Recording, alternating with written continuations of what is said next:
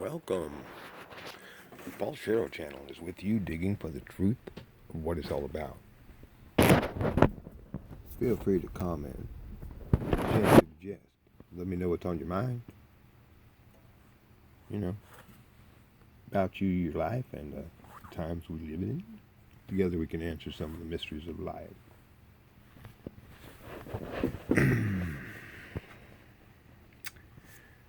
Yep, there's a lot of mysteries. Truth and lies as we journey along our path toward love and understanding. We're each unique, yet are all quite alike in more ways than we know. Life's unknowns only remain obscure when we ignore the truth, the facets of truth before us all. Thank you for taking the time to, B? I spelled B. B what? B-E something or other. No, that's not it either. There we go. To be, what? Started collecting rocks.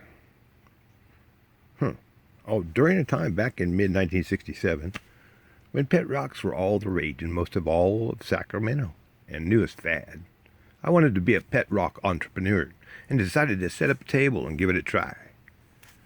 Yeah, decorating rocks from off the ground in the alley alongside the local mom and pop neighborhood store. That was me. Sold a few because people either liked the artwork or they felt pity for my boyish age of enthusiasm at 7 years old. Since then, I've been collecting and interested in collecting things. In the summer of 1972, my parents were needing to work on themselves, so my older brother and I got sent to Uncle Larry's ranch in Surprise Valley, California.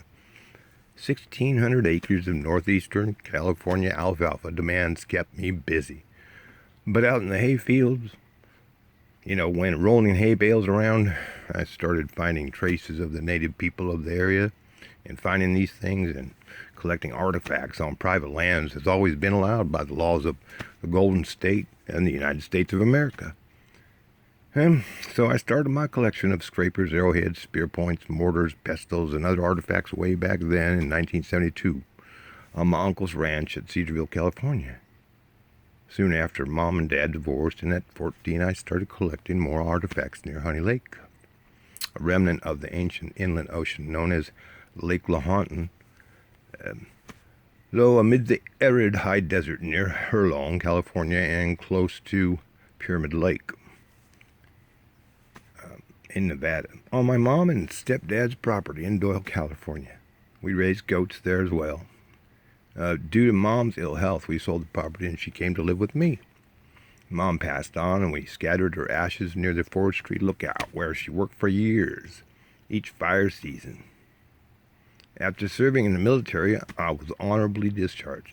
Several years ago, I decided to leave the San Francisco Bay Area, and so I packed the family up and we moved to an off-grid ranch patented in 1850, replete with an old stone root cellar, antique barn, and smithy shop, pioneer house in Northern California's famed Cascade Mountains. Off-grid living is tough work. You have to provide all the water, electricity, and goods needed between trips to town for supplies. Well, every time I walked across our land to get things done, like watering our orchards, or using the tractor to clear ditches, or mow down the weeds, I looked for signs of ancient life in the dirt underfoot, but I never saw any signs at first, though I would always be on the lookout for artifacts of the ancient indigenous ones. I looked at the ground for quite a number of years. Let's see. Creative process is slow, Kind of hunt and peck thing,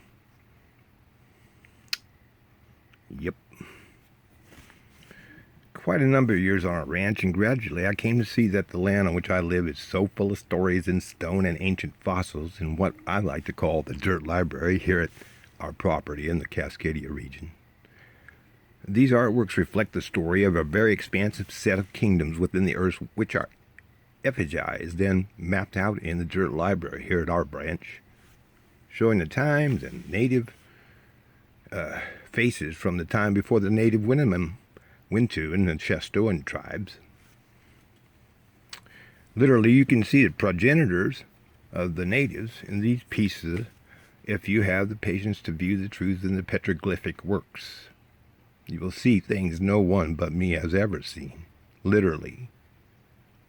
Well, since they were made, pretty much. They require effort of many studious hours to unlock the intertwined pictures of people, animals, and giants and other works. They tell the story of lineage, ancestry, and allegiances, the good things and the bad things, of cannibals, of huge stature with white skin and red flowing hair and flowing red beards, of bald-headed fat giant men and women and their children.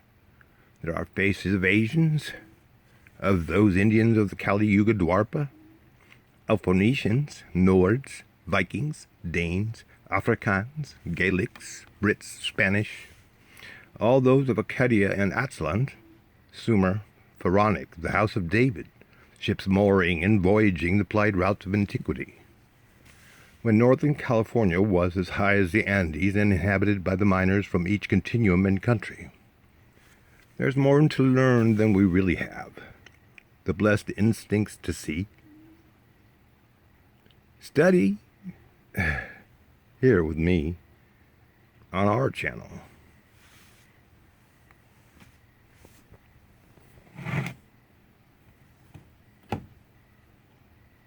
It's just another rock, though, really.